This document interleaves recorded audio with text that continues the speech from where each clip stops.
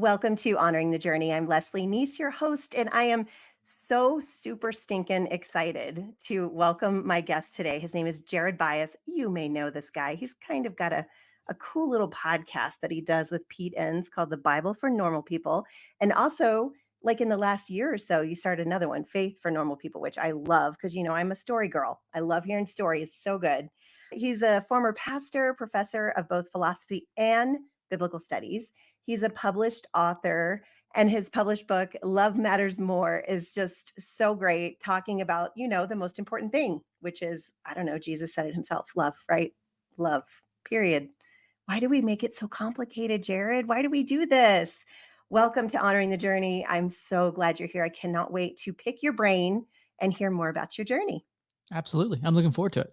Yeah, me too. Well, before we get started, though, I do like to get to know my guests more on a personal level. So I ask a random just question. And the one that came to me as I, deeply meditated, what should I ask him, was Jared, what is your most humbling or embarrassing moment? Can you think of that? Yes, I have a couple. I have 2. Okay. One is the most embarrassing and one is the most humbling. Oh, nice. Okay. They're separate. Oh, So what came to mind was, uh, both actually related to ministry. So my first, pastoral job, I was a catch-all pastor, associate pastor, youth pastor, and worship pastor for a small Southern Methodist church when I was in college. And so basically I did everything that the senior pastor didn't do because he was bivocational and had a full-time job elsewhere. So I sort of picked up all the pieces and administrated and did other things. And I was used to be very conflict avoidant when I was younger. I did not like disappointing that people. surprises me. No, I Sorry. know, go figure. Um, You've I like grown. to argue and debate for sure, but when it Yes. came to disappointing people and when people Oh, had expectations of me, absolutely not. yeah. And so I was in this pickle because my wife's family was expecting us to be in Phoenix for Christmas, and we had kind of made plans for that. But as a pastor, I'm expected to help administrate like all the Christmas stuff. And Right. I was 20, I was 19 years old, 20 years old, 20 years old. And so I just ignored it. I just ignored the conflict. And we It'll went just weeks go and away. weeks and months, and then it was the day before it was Christmas Eve, we were at the airport, and I finally told the pastor I wasn't gonna be there for Christmas 2 days later. 2 days. It was the most humiliating, humbling experience Oh, ever. He was so disappointed. He had to, like, do it all himself. I felt awful, and I sort of vowed from that time on, like, I'm never gonna put this off again, and it nice. was a real learning moment, but the most humiliating. And then my most embarrassing was I was a mega church pastor, and part of my role was I was actually the backup worship pastor. So if the worship leader wasn't there, they had a couple in rotation, but I was sort of like on the bench. Yeah. And so I was leading, and we were supposed to do an a cappella version of, I forget, maybe it was the doxology, I'm not sure. And I started in the wrong key. And in front of, like, I don't know, a couple of thousand people, I butchered this song, and I got in my head, and I went blank, and I couldn't find my place, and the backup singers were singing in the right key, and I was singing in the wrong Oh, key. That was maybe the most embarrassing. oh, that is really, really, really bad. That's like nails on a chalkboard bad, like, you can't get away, and you I have to, know, like, keep going as and if you nothing's wrong. Oh, and then afterward, the executive pastor threw me under the bus and was like, "That no, was something." I was like, "Dang." thanks, bud. I know. Let's talk about it again. Yeah, one thing I learned when I was in Christian radio, they're like, "If you mess up, just keep talking. Don't go back. Don't go visit it again. Just keep moving." I remember learning that, and so I try to remember that, but, I tend to ruminate a little bit more than I should when I do things wrong. So, Mm, I'm so sorry that happened to you. I wanna share a story with you, Jared, if you don't mind. We're gonna connect here for a second, mhm. on just, like, trauma. We're gonna trauma bond here in a minute.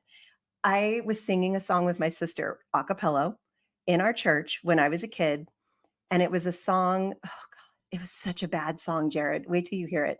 Have you heard the song "I Ain't No Kin to the Monkey"? No. Okay, wait. You I are can in for a only imagine. treat. Not only are you gonna hear one of my most embarrassing stories, but you're gonna hear a song that will, like, forever leave you speechless. So it talks about, like, "I ain't no kin to the monkey's no kin to me. I don't know much about your ancestors, but mine didn't swing from a tree." And so we're singing this theologically sound song, me and my sister, Mm. completely a cappella, and her voice cracked. And I just started busting out laughing. And then she starts laughing.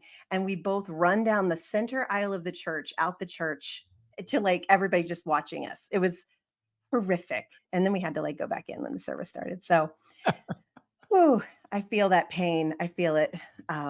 Anyway, at least you weren't singing I Ain't No Kin to the Monkey. That's true. That's true. It does make me feel better actually, now that you've told that story. You know what? This is what it's all about. Connecting, making other people feel better. I do it all the time. I'm always helping people feel better about themselves. Anyway, okay, so let's get started. I want to hear so much more about you. And did you like grow up in church? Was this something that was in your family, or is this something you found on your own? Oh, deeply in my family. I grew up in Texas, where Oh yeah, everyone's a Christian by birth, yeah. and that my as on my dad's side, very Southern Baptist, and then my mom's family, my grandmother was an itinerant charismatic preacher. So, Ooh, she had a ministry out of her van and would travel around Texas and Oklahoma and minister to people. She did women's ministry and um, you know, uh, all kinds of different things that she could get involved with. So, yes, deeply religious on both sides, very different experiences on the Southern Baptist side and the charismatic side in terms of yeah, faith expression.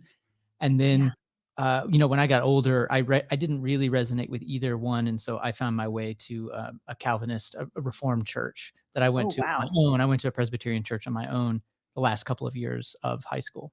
Oh, wow. So when did you start to realize, okay, the charismatic and the Southern Baptist scene is not for me? What happened? What made you realize that?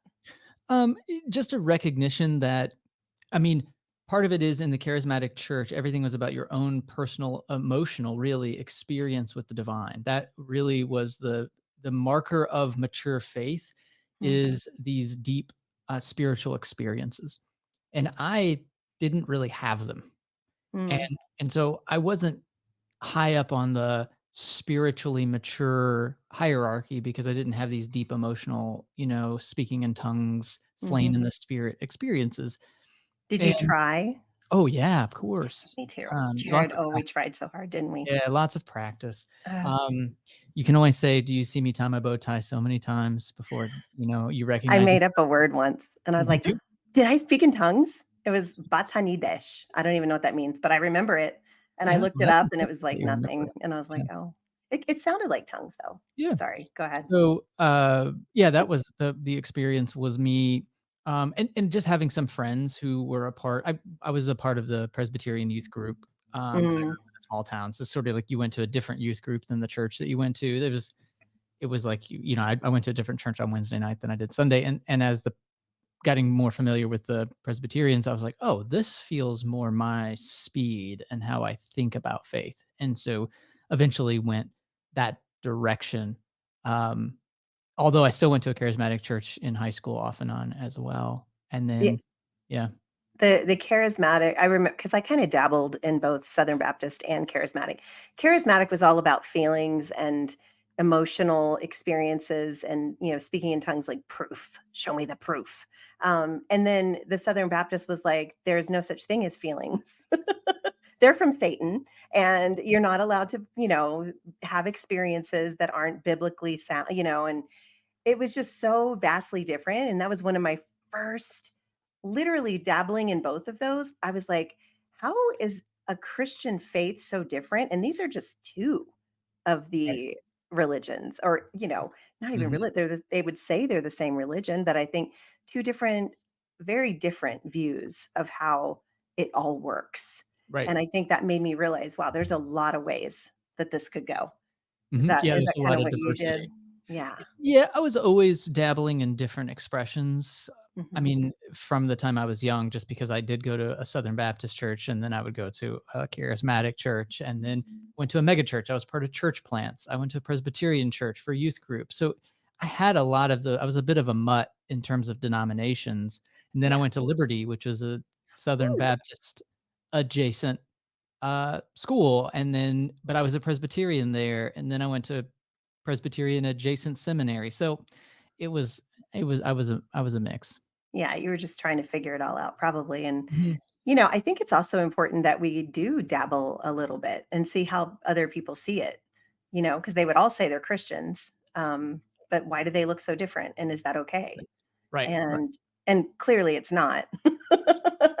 Because I do remember thinking, "Oh, you're that re okay, so you're," and then I would immediately box you into, "Oh, you're not really a Christian, you just think you are," because, Yeah. like, I know everything. Well, and how absurd those distinctions get over time when you get so granular that Yeah. it is like, "Oh, you only believe in 4 of the 5 points of Calvinism? Are you actually a Christian?" It's like, "What?" That's such inside baseball that it gets yeah, it just starts to get absurd. Yeah, and I think yeah, realizing that. So you realized that probably pretty quickly since you were dabbling in different ones, but then so did you go to seminary? Mhm. And what kind of seminary did you go to? Yeah, it was associated with Presbyterianism, so partly OPC, which is Orthodox Presbyterian Mhm. Church, and, PCA, which is the Presbyterian Church of America. So those would be kind of the dominant denominations that it was associated with. Can I ask, when you were in seminary, is this when your view of the Bible started to change? Because I've heard that in seminary, you learn things Oh, that you a lot of do. people don't talk about. You learn some things. That's absolutely true.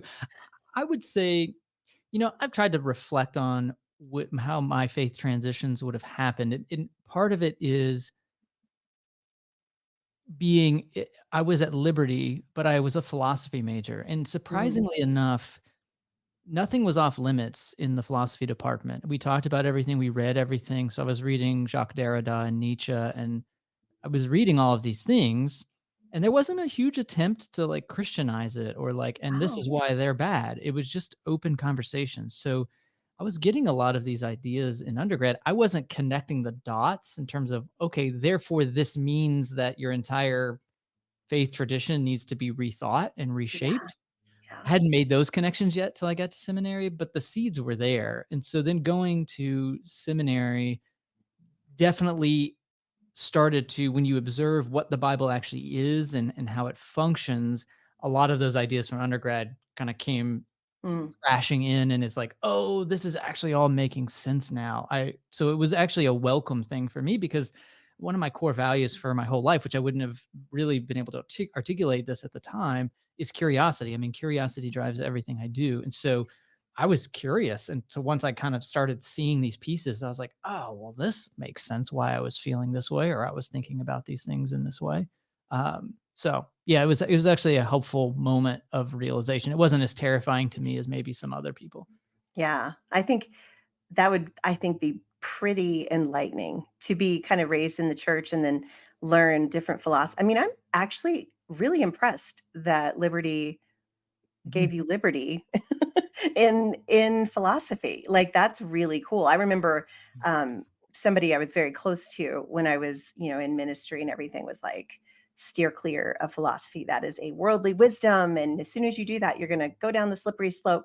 They couldn't have been more right. I was gonna say they're not wrong. They're They not couldn't have wrong. been more right. I am literally still going down that slippery slope, but I'm having the time of my life because I'm starting to realize I don't have to be afraid. Like, all of my faith was based on fear, and now it is just so much less about fear and more about love. And that's, I think the message of what you guys do on the Bible for Normal People is just try to, like, let's just get down to the nitty-gritty. Like, how does this reflect love? Right. And that I hooked onto that pretty quickly. It's funny. Mhm. I always tell people when I was deconstructing, I was having these ideas and I was having these thoughts, and then somebody would say, "Listen to this podcast," and so I would, and I'd be like, "Oh my gosh!" And it's not like you're like learning something new sometimes you do, but you're just hearing what you have been thinking and knowing that there are other people who like can talk about this with like words because I couldn't talk about it for a long time because I couldn't put it to words, but I was thinking it. You know what I mean? Yeah, well, sometimes we subconsciously aren't even allowing ourselves to think those Right. thoughts. Yeah, I Mhm, had to literally give myself permission to, which is another great podcast, by the way. You have permission. Yeah, mhm, I remember hearing even just the name of that podcast, I just felt like I could breathe. Like, mm, oh, thank God, because there was never permission to do a whole bunch of exploring or questioning, mm, in mm, the faith tradition I grew up in. So, yeah, I want to say, like, somebody said to me, if you're really looking to understand the Bible different, because I had started to see the Bible different in my deconstruction, and that is absolutely, Jared, you know this, the most terrifying feeling in deconstruction, because that was the thing I was holding on to. That was my truth. That mhm, was my foundation. And if I let go of the way that I was taught about it, what did that mean for me? What was I going to hold on to? And listening to the stories and the way that you guys shared, the different meanings and how this, who this was written to, and all of that made me realize I don't have to let go. I just have to maybe change my perspective. And it was literally, I want to say life saving for me in my mhm. deconstruction, because that was one of the scariest moments for me was, if this isn't true in the Bible, now what do I do?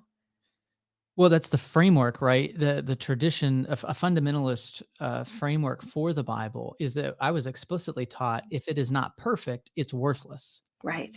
That tradition itself set that binary up, which is Mm. just not true. It's like there have been many, many hundreds of Christian traditions who value the Bible, but don't hold an inerrantist position. So it's a false dichotomy. But it comes back to it backfires on you when you say if it's not perfect, it's garbage, because then when you realize it's not perfect, people just throw it out.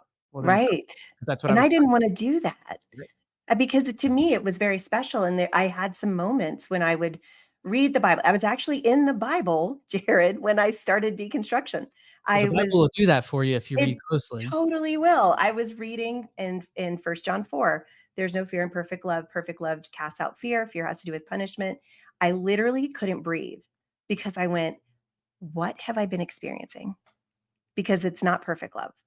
Right. I am terrified of everything. I'm terrified everybody's gonna go to hell. Terrified maybe I didn't say the prayer right and I might. I'm afraid, what if I lose my salvation? Is that a thing? Some people think that's true. I just there was so much fear, and I thought to myself, I remember praying. I was like, God, if there's a such thing as having a relationship with you that isn't filled, just soaked in fear, then please show me. And I shut my Bible. And I don't think I opened my Bible for over a year, Mhm, because I wanted God to show me. And God did. And the way God did that is through podcasts like yours, books, mhm, that mhm. Pete Enns wrote some books that I read. You wrote a book I read about Jonah, like, Yep. Jonah for normal people. Is that what it's called? It Yep. was so Mhm. good. Just such a interesting way of looking at these stories that I'd been taught meant one thing, and then realizing, Leslie, when you look at it from this perspective, it's the same importance, but different. What Right. got you started on this journey? Uh, yeah, I mean, I think for me, there were a couple of key moments. Of course, like learning about what the Bible is, right? So there's mind-blowing aha moments week after week whenever you're in seminary of just like, "Oh, I didn't know this. Oh, okay, that makes sense." But then there was I think of it like paradigm shifts. So the idea, Thomas Kuhn in the uh, Nature of Scientific Revolutions talks about these paradigms where you have data, can have your default position. This is what I believe. And then you get a data point that's like, well, that doesn't quite fit, but you can kind of make sense of it another way. And then you get another data point and another data point. At some point, the, those things contrary to your paradigm cause you to shift the whole default position. And so Mm, I had all these data points. And so they were starting to mount up against my default paradigm and default position. But then I read a book by Coyne, I think is his last name, called Why Evolution is True. mm, And I read that, and that was the book that flipped my paradigm to, "Oh, I'm gonna just follow the science because I think the science is probably right." Like, if it's the scientific community says it, it's probably accurate. And yeah. that would have been a switch in terms of my paradigm at that point. Um, Wow. How So did that make you feel? Were you anxious or were you excited? Like, or both? both. Yeah, Yeah. both. That terrifying excitement. Yeah, because you feel like you're onto something, you feel like you're definitely going in the right direction, but you're also like, "There are people that still listen to me that are gonna not like this, that are Oh, gonna absolutely. write me off." Did Yeah. that happen in But your life? yeah, absolutely. It continues to happen for sure. But I think one thing that was unique in my not unique, but was helpful in my situation was I had always been a little bit on the outside of all these traditions I'd been a part of. When I Mm. was Southern Baptist, I was a little too charismatic for the Southern Baptist. When I was charismatic, I was a little too Southern Baptist. When I was Presbyterian, I was a little too charismatic. I went to Liberty, I was too Presbyterian. When I went to Mm. Westminster, I was too this, too it's like I always was had one foot in, one foot out with whatever group I was in, and so Right. I had a lot of experience of being a gadfly, being a poker, being someone who's like, "I don't know, it's not all it's cracked up to be. There's some holes in what you're thinking, and that's why I can't fully buy in, but there's enough that I really like it." So Yeah. that it basically was more like that. It just now it was n rather than denominational, it was my whole Christian faith that was sort of put into that spot, um, and that was challenging. I mean, I think the hardest part for me was the interpersonal relationships where you're sort of written off Mhm. as disingenuous, or you're only thinking this because you wanna go sin, or you don't take your faith seriously, and that always hurt my feelings because it's like nothing could be more from the truth. Like, I didn't sell out to anything more than my faith. I was Right. dedicated to this. I went to college for this. I went to seminary for this. It was my Mm. job. It was everything. And Yeah. so then to be told like, "Oh, yeah, but you're coming to these conclusions because you have some hidden sin in your life that you just wanna exploit." It's like, Mm. "Really? Oof, no. Conclusion you're coming to?" So that was tough. Yeah, I hear that a lot in people who are in evangelicalism who are pointing out how horrible like a deconstruction process is, you know. It's they were never really one of us. It was, you know, Correct. it's so I think it's so mean to just chalk and like put everybody in the same lump. Like but I do think we in evangelicalism we're so used to having answers to Mhm. everything. And this deconstruction thing that's going on, Jared, doesn't make a lot of sense. And you can't put an answer and say this is the one and then tie it with a bow and say now it all makes sense. Like it's so different for each individual in what they're going through. Yeah. And I don't know. To me, it's I frustrating. think it can't make sense though, because if it Yeah, did make sense, it would undermine the enterprise. that's the whole point. Yeah, Yeah. the whole point is, I think what we're trying to say is maybe we don't know. Maybe we just don't know. Right, Maybe and we that just do what again, Jesus said to do, and that's love people. the one of the foundations of evangelicalism is certainty. Yeah, yeah, And to say, "I don't know," and I don't think you can know either, threatens the anchor yeah, of the tradition. yeah, yeah. Whew. And you don't even realize it until you come out of it. At the time, I thought, well, I mean, of course it's true. It's the only thing that's true. It's God's word, you know, Mhm. and God's word doesn't lie. And God's word doesn't, you know, it's the When if history you of the think it world. does, you're saying God's a liar. Yeah, exactly. Because we have literally, and I just in my book that I just wrote, I have a whole chapter about I call it the Bible, and talk about the Bible and how I just look at it as like it is the golden calf of Christianity and evangelicalism because they literally take it for word, even if it goes against what Jesus said. And you know, how many times did he say, but I tell you? Mhm. So I don't know. To me, that's kind of it helped me to loosen my grip a little bit. So when you started doing this podcast, The Bible for Normal People, can you explain like what were you thinking? How did you meet Pete? Were you guys friends from the beginning or like through this whole process or when did that happen? Pete was a professor at mine, so Oh, he was at the really? seminary that I went to teaching, and he was also a student years before at the same seminary. Yeah. Uh-huh. And we got resigned from our positions around the same time, so he was being he was separating from his seminary at the same time I was separating from my church. I was a pastor at the time. So we Mm. bonded we bonded over that. We were kinda going through it was like it was our deconstruction, if you wanna call it that, before there wasn't much Before talk. it was the thing. Yeah, Yeah. yeah. Um, and our paychecks depended on it, and that was Wow. very scary. Yeah, Um, that's really whenever scary. you wake up and realize, "Oh, I only know how to do this. What do we do now?" Yeah. Um, so we bonded over that and connected over that, and then a couple of years later, we ended up writing Genesis for Normal People together. So that was Yeah. our first collaboration, So that and was before oh, the yeah, that was podcast. 3 years before the podcast. Oh, wow, I didn't realize that. That's so fun. Yep. And then, yeah, fast forward a couple of years, I ended up moving back to the area, because Pete and I, for many years, lived kinda down the road from each other, and we do now too. We live, like, 15 minutes away from each other. Oh, nice. And, yeah, so we, uh Pete called me up and asked about his publisher wanted to know if we wanted to do this podcast. And I thought at the time, which is funny, it was 2014. I thought, oh, podcast, like everybody already has a podcast. Like we've already missed that boat, Pete. Like well, I don't necessarily think we should do a podcast. I mean, it's not new. We're going to get lost in the noise, but we ended up doing it. And that was, yep, the Bible for Normal People. And that we're in the 8th season now.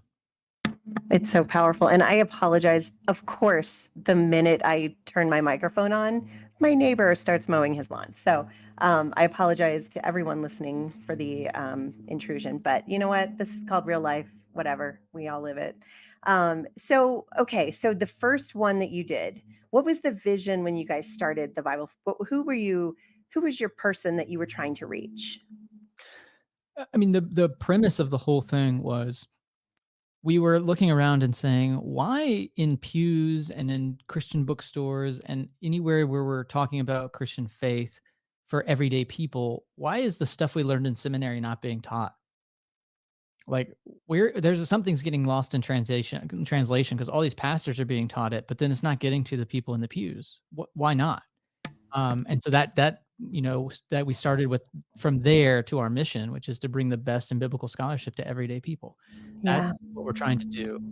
So from the beginning, it was people who cared about the Bible and wanted to know what did scholars actually think about it, Mm. and do it in a way that doesn't demonize the scholarship, which was the tradition I grew up in. Is like, well, we don't talk about that because those are all a bunch of godless atheists who are actually just trying to tear down the Bible, and they're part of the leftist, elite academia who is anti-Christian. It's like, Mm. not start with that premise and see what scholarship can teach us about the Bible.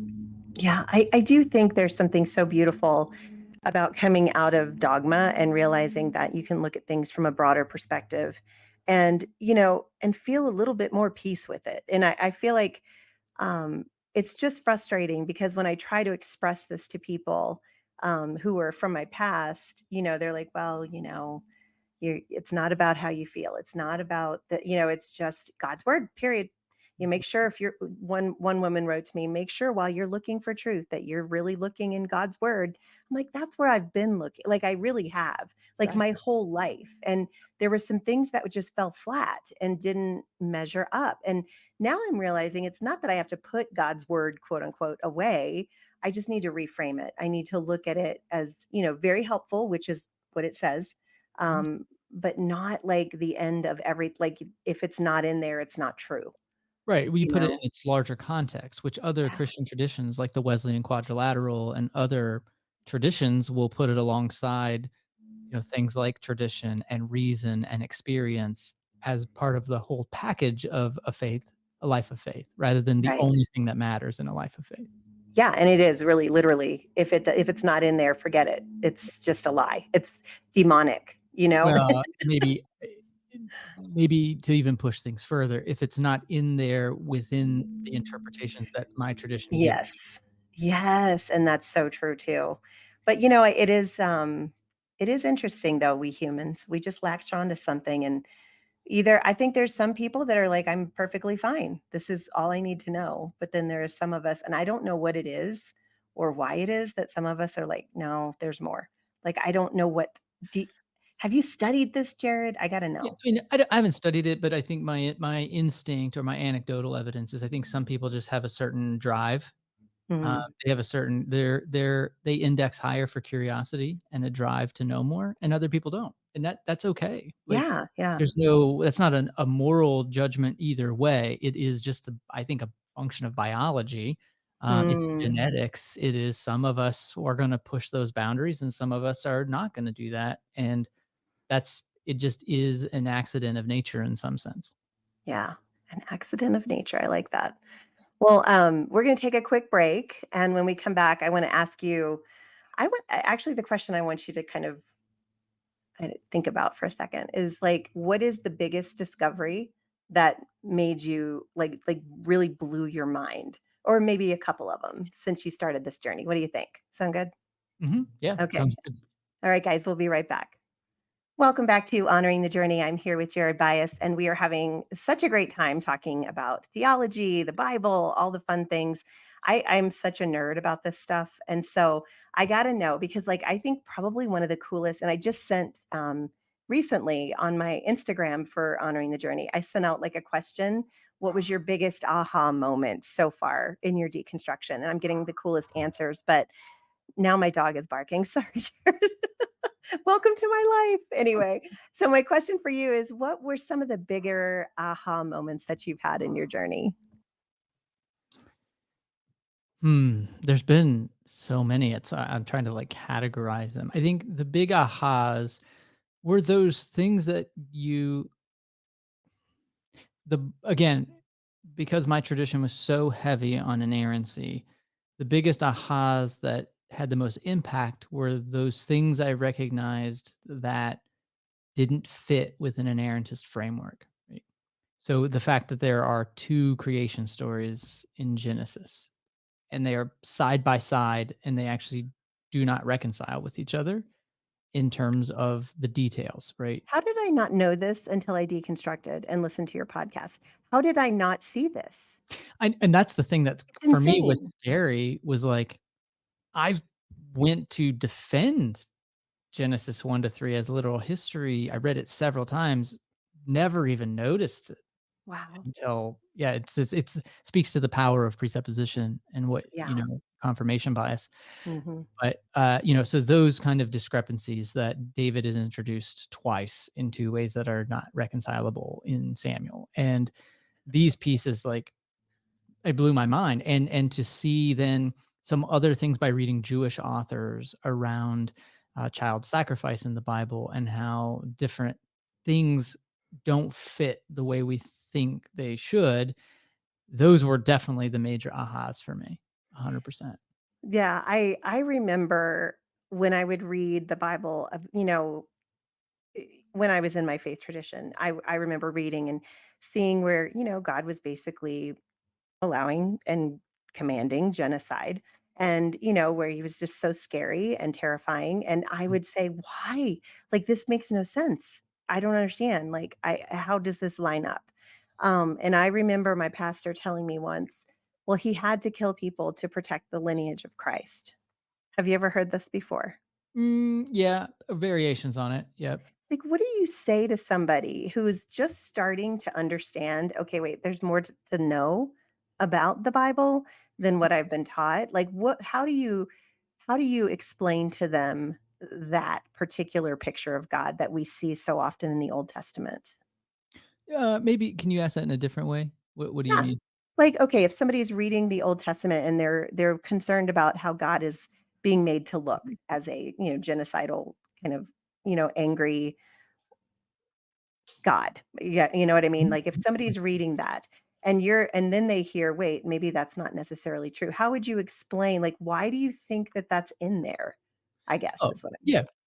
I mean, I think there's a couple of things to recognize. One is the importance of context, right? And so Mm, we have to understand how did other ancient people view their gods? Because why would we expect the ancient Israelites to think of their god any differently?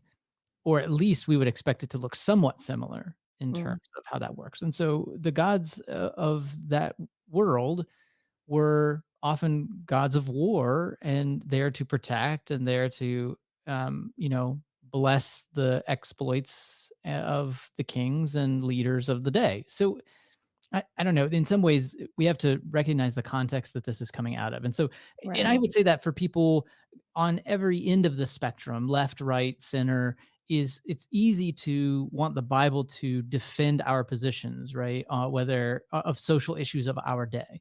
And I think it's Mhm. important to recognize like this book had a context. So Yeah. it was the Bible a bastion of 21st century expectations of feminism? No. You're not gonna find that in the Bible because that would make no sense in the And the context of 2,000 yeah. years ago. But neither is it, it can't be baptized on the right or the left in these ways. It comes from a context, and it's really important to understand the context so that we can draw from it Mhm. ways of thinking about the divine and thinking about God and thinking about our Christian faith today, but it takes work to get there. It's not a one-to-one correspondence, and that work is the work of theology, and that is the work of Christian tradition. We've had 2,000 years of people doing that work on our behalf. We have scaffolding, we have ways that people have handled these texts in the past that help us into the future. But if we cut all that out, like my tradition growing up said, there is no tradition. Mm. Tradition's bad. You go straight to the Bible. It's only the Bible. Tradition is just a decoy. It's a detour off of the truth. Wow. Then we're left with the, mm, I think, the arrogant position that we have some unmediated access to universal and objective truth. Mm. And then that becomes problematic when we have these texts of a genocidal God. What do we do with it? Instead Yeah. of, well, you know what? We have 2,000 years of people showing us how they've dealt with this. Why don't we start there? Yeah, exactly. And then we also have the life of Jesus, which was, I Right. think, very powerful in showing us this is who God is. Like this is what Mhm. a life lived, you know, in connection with the divine. This is what that looks like. And so Right. for me, I think I maybe I'm just a simple woman. I'm just a simple woman. I've kind of just thought to myself, okay, from now on, I'm just going to look at love and I'm going to look at the life of Jesus, and that's how I'm going to live my life because everything Right. else is just so convoluted, and there's just so many different ways of looking at it. But really, when it comes to love, it's pretty basic. It's pretty simple, you Yeah. know. Yeah. And it's simple enough to understand and difficult enough to live out that you have a Yeah. lifetime of wisdom and practice to figure it out. Yeah, yeah, exactly, and I've done it well, and I've done it very, very poorly. Mhm. Um, I think the key is just, doing the best you can, loving as best as you can, and, I don't know, to me, that's, I think, the most powerful message in the Bible Mhm. is the one about love, Right. and, when I was reading in First Corinthians, I believe it's 13, the love chapter, Mhm. where it talks about, love doesn't keep a record of wrongs, love is patient and kind, and all these things. I'm like, well, if, and then it also says God is love. It's like, well, that doesn't line up with, the kind of the God that I read about who was killing children and women and Mhm. animals and just, angry all the time. Right. So I don't know. And I guess I just have, for me, I guess if you wanted Christianity or deconstruction for dummies, that would be me. Like, I just need it to be simple. Like, Right. I don't Right. need all of that. But the one thing I find so, so beneficial with your podcast, is that it stretches me to think about these things theologically. Mhm. That normally I think I just kind of let my pastors do. You Right. you just figure it out and tell me what I need to believe. And it Mhm. was Mhm. so much easier, I will tell you, if you want to go the easy way, just go sit in church every Sunday. You don't have to do anything else. Right. But if you really want to go on an adventure, do this work for yourself. Right, Mhm. Jared? I Absolutely. mean, it's so much fun and it's so beautiful. And okay, so tell me then, as you guys have been doing this, you also now have a podcast about stories, like people's Mhm. faith stories, Mhm. faith for normal people. Tell me how that started and how that has transformed, I guess, the normal people whole thing. Right. Well, because I mean, I think similarly to what I'm picking up a little bit of your story, and there's a lot, is our listeners, when they first started these faith shifts and transitions, they went to the Bible. What do we do with the Bible now? Yes. So Bible for all people is very helpful. But after they figured that out, what role is the Bible going to play in my life of faith? And what do I do with it? And they've sort of settled on some sort of habit that they have now with the Bible, some Mm, relationship that they've sort of settled on. The question is, okay, but what about a life of faith? Like what does my faith look like if it's not based on the Bible in the same way that it used to be? So we wanted to be able to tell those stories and share those perspectives, which are not technically answering the two questions we answer at the Bible for normal people, which is what is the Bible and what do we do with it? Mm. It's related, it's tangential, and so we wanted to be able to break some of these things down for the normal person as well and tell some of those stories that for people who have kind of gone through that shift and now are looking for examples or stories of how do I keep being Christian in a new way now that I've sort of gone through my existential crisis with the Bible, So it's kinda like those testimonies that we grew up. Like, right? this was my life before Jesus, this was my life when I met Jesus, and now this is my life This is after. my life before I believed in evolution, and this is Yeah. Before before I realized the Bible was not inerrant. Mhm, Yeah, it's pretty interesting. So I love the title of your book, Love Matters More. I wanna talk a little bit about that. So mhm. tell me what this came from. Yeah, I mean, it comes from some of what we talked about today, which is well, I would back up. So, in the same way that my charismatic faith tradition really elevated emotional experiences with the divine, right? Ecstatic experiences. That was a sign of emotional maturity. In the Southern Baptist context and in my Presbyterian context, what signaled emotional maturity was knowing the most about the Bible. If you knew Yeah. more, like, I was given access to a lot of leadership positions and other things simply because I knew more about the Bible and I could memorize passages and I knew the Bible really well. And that was seen as the mark of maturity. So there wasn't a lot of character, process of vetting. There wasn't a lot of much of anything other than you're smart about the Bible. You know these things, put you in a leadership position, which was strange to me as I got older. And it really came down to uh, my experience hurting a lot of people trying to be right. Everything came Mm, down to being right about the Bible, right about God.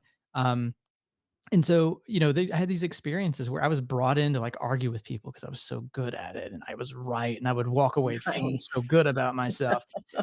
And then realizing I was hurting people along the way. And so I Mm, hope I got mature and wise to that and said, what's going on that we have this culture that knowing more is mm, what Christianity is about? I thought it should be about loving, not mm, knowing. So I actually started to write a book about truth. And it turns out that to write about truth, you have to write about love because in the Bible, they are not separate. truth. And so I really focused on this phrase, telling the truth in love Mm, because it was used as a weapon against me. It was used as a weapon against my friends. And I wanted to do some digging around what does that actually mean in the Bible in the whole context of the relationship of truth to love in the biblical text. And that's what, Love Matters More came from. mm. I Oh, I love that. I feel like that's been the most freeing realization for me so far. It's just, number 1, God loves me right where I'm at. I'm Mhm. enough. I don't have to, say a magic prayer and check a box and, make sure that I do everything the right like, I'm his creation. And I think one of the things that's helped me to understand the love of God for God's children, is being a mom myself, Mm, mhm. and having children and knowing that there's not a darn thing that any of them could ever do, I don't care how heinous, that would make me wanna send them to eternal conscious torment. Mhm. And that reality, probably really set this whole deconstruction thing on fire for me. Just trying to figure out, is that even true? Is hell true? I was looking into homosexuality because I loved a homosexual with all my heart. Like he was my own son. I met him on Mhm. Survivor, and he was on my tribe. And I think they put us together so we'd fight. He was like a gay Mormon flight attendant, and I was a Christian radio host. Well, he's on episode 4 if you wanna hear his story, it's pretty cool. But, he is literally one of the reasons that I started looking into everything. Mm. I it just felt weird because he was like, "Leslie, I'm trying to not wanna be gay. It's just not happening, like, I don't know what to do," and but I love God, and I was like, "He really just doesn't. If he loved God, he would give this up." I remember somebody telling me, if a homosexual person, and this was in my faith tradition, if a homosexual person is going to choose their sexuality over their relationship with God, then that is their God. Right. It's an idol. That was so harsh and it felt ew. And of course, I would like programmedly say that to him, and then it would just make him more depressed. And so I just finally realized something's not right. So I went and started doing the research and realized, I mean, for one thing, the first thing I researched, I put in Google, when did the word homosexuality come about? It was like 1868 in Germany. And I'm Mhm. like, okay, so already a word that wasn't even created until 1868 is in a Bible written almost 2,000 years before that. Right. So how did that happen? So then you Mhm. look into that, and then you look into what else, all these other things, and you just realize it's so nuanced and there's so many layers to it. Right. And that's why I just finally just said, "Ugh, if it doesn't express love, I want nothing to do with it anymore." But what's one thing you said, what I found to be true for a lot of people is that our lived experience leads Mm, the way. yeah, You ran into an actual human being and that changed you. yeah, And that's not a wrong thing. That's the human thing. yeah. Yeah, and he actually wrote the foreword for my book that's coming out this year. And in it he's like, here's the thing, she listened. She didn't just, and a lot of I was trained in my classes that I went to, so many apologetics classes. But you listen, but you're listening so that you know how to respond. You're not really listening to understand. But as a human being, I actually do listen to understand. I really want to. Right, right. And and I think that that was the biggest thing, was like really listening to him. And I think that's why I do the podcast. I think that's why this is here, is I want people to hear from different Yeah. places. I think we're scared to have a conversation sometimes because we don't I- it's scary to be shown that maybe what you've thought was your truth may not be Mhm. the truth, or any kind of questioning at all. It's very scary. But when you hear it from outside of it, and you don't have to be a part of it, nobody has to ask you any question, but you Mhm, can just mhm. hear and listen. I think it can change lives. I'm hoping that's what's going to happen here. Mm. We'll see. But so you have children? Yep. Mhm. Do you? How many kids do you have? I have 4 of my own and 4 stepkids, so we have Oh, 8. wow. That's amazing. That's like Brady Bunch on steroids. That's Mhm. awesome. Yep. How fun. Well, so I guess then it goes without saying you've probably learned a lot from watching your kids and that relationship. Do you Yeah, I mean, I think I'm a decent parent, Mhm, and for God to be love, God has to be a much better parent than me, mm. and so that's been really helpful to say, then a lot of this other stuff that I was taught just doesn't square with that Yeah, theological exactly. reality, and Yeah, so that certainly changes perspective, and allowing growth from people means you can't control it. And so, that relationship of love and control, that's been my most profound experience, I think, as a parent. Because if we love someone, we want them to be safe and we want to protect them, and that can lead us to control, which actually mm, undermines the love. And it's a tricky relationship. And I think I was taught that God controls us because God loves us. And coming to realize as a parent that is nonsense. yeah, That cannot be the case. Was a profound experience for me. yeah. Control is definitely, to me, I think the root is fear. And if Mhm. there's no fear in perfect love, and perfect love casts out fear, then God's not afraid for us.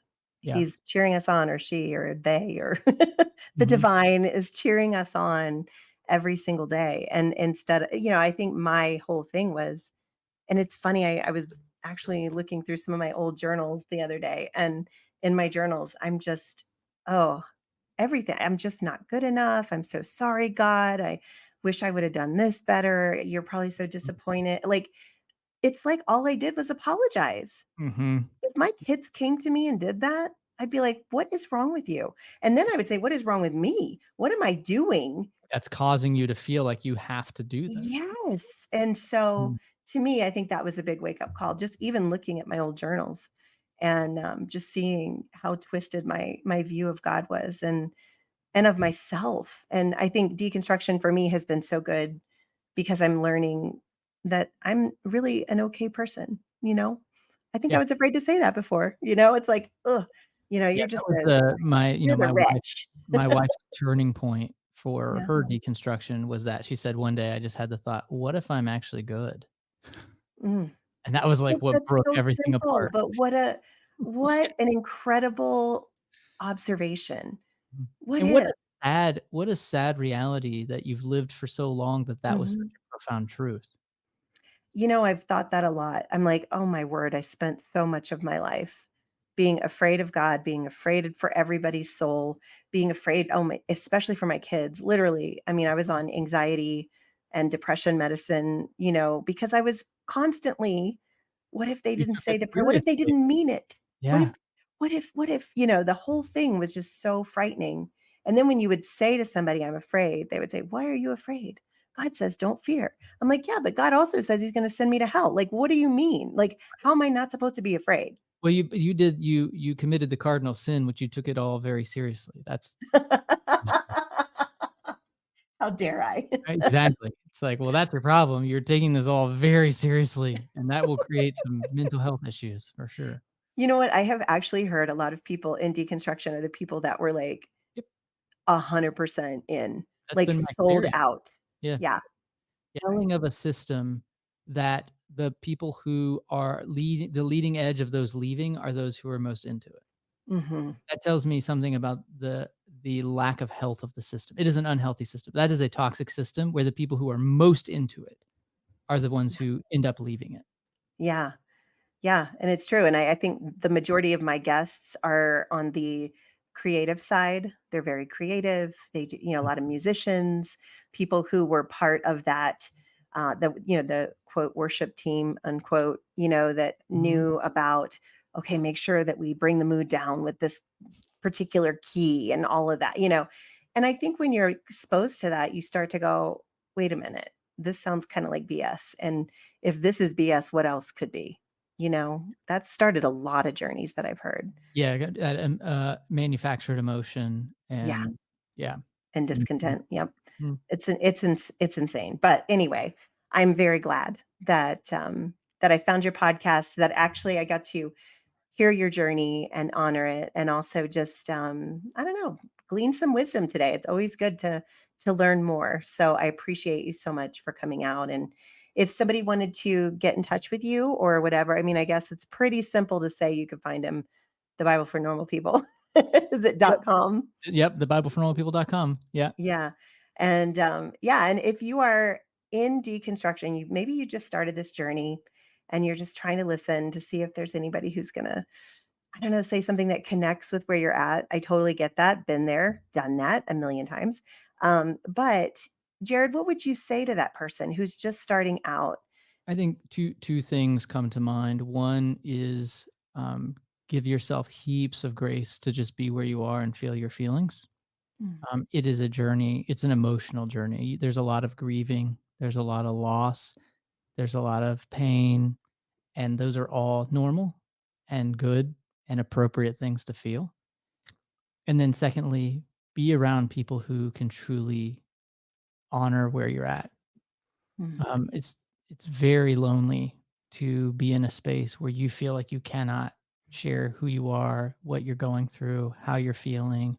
You have to shut it all down, and that, or you try to open it up to people who are unsafe, and they're just going to tell you that's wrong. You can't feel that way. Don't feel that way. You shouldn't do this or you shouldn't do that. So for me, it is uh, create an environment where you can be yourself. And that can be tricky. It can be really actually not an easy journey. But for me, those were two huge things is giving myself permission to feel all my feelings and not judge them and let yeah. them just be what they are. And because a lot of people going through deconstruction go through a very angry phase. And it's Mm, like, yeah, that's appropriate. Be mad. Be mad at mhm, the system, be mad at individuals, be mad at God, whatever you need to be mad at. Like that's an appropriate emotion in this situation. And then find people who can hold that emotion with you. That is such great advice. Thank you so much, Jared. I Mhm. appreciate your time.